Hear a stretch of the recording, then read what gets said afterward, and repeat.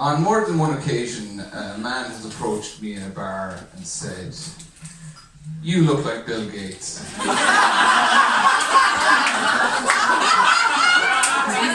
I'm wearing a scarf, I sometimes get Harry Potter. Somebody recently said Theresa May. But the most common one I get is Bill Gates. So that's why when I was playing a board game with a good friend of mine, and the object of the game was to describe a name on a card without saying the name, and I got Bill Gates. So I said to my good friend, now this guy, he's not a celebrity per se, but he is famous, and people say I look like him. And my friend said, "The Elephant Man."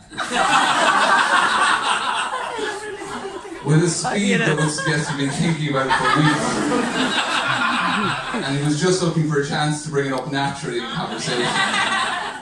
I told this to an English girl, she's about 20, and she said, actually, I don't know what Bill Gates looks like. But I do agree that you look like him. Which means not only do I look like Bill Gates, but I also look like the concept of Bill Gates. Now, I've written a joke, lads. Pretty exciting, isn't it? Usually only one a year, so this is my 2019 joke, lads. What's a radical feminist's favourite fruit? Mango. So some laughs, some anger in the room, lads. The radical feminists are furious, staring up at me, hoping I'll leave. Proving my point, if anything. So if anyone was offended by that joke, I'd like to apologise. It's not my objective to come up on stage and offend anyone. And to be honest, if it was up to me, I wouldn't have even told that joke. But the thing is, I'm what's known as a comedy fundamentalist. And what that means is I believe that once a joke has been conceived, it has to be delivered. And I don't care if you didn't want to be a comedian. Okay. Or if delivering the joke might endanger your health or your life. I think you should have to deliver it. Yeah, I believe the comedians are just vessels for jokes. Now, I don't feel like all of you are on board at this point, if I'm honest. But to be fair, like, I am a bit of a hypocrite myself, because when I have an unwanted joke, I usually try and get a gig in the UK.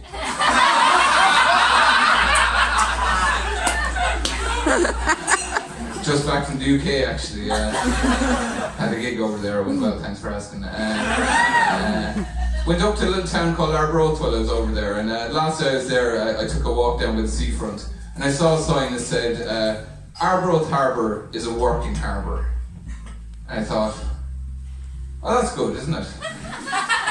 Because there's too many out-of-work harbours these days. And it reminded me of the old saying, if you give a harbour a fish, it'll work for a day. But if you teach a harbour to fish, it'll work until overfishing leads to the decimation of the fish stocks, the collapse of the fishing industry, and the closure of all harbours. And that reminded me of the old saying, if you give a man a fish, he'll eat for a day. But if you give a man a fish every day, he'll become dependent.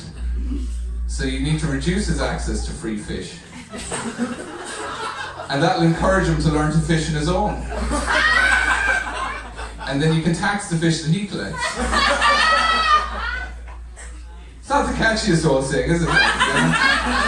And it does make me think that maybe that Theresa May comment was more about my ludicrous political opinions than my physical appearance or my dance moves.